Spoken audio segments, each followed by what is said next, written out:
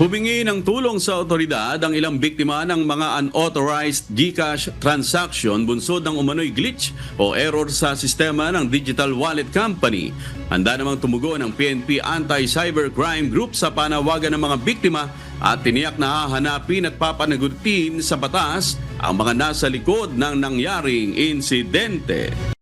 As of now, medyo talaga, nag-aalinlangan na din talaga akong gumamit ng GCash. Sa katunayan, after nilang credit back yung amount na nawala sa akin, dineposit ko agad sa bank kasi feel ko mas safe din in terms of security.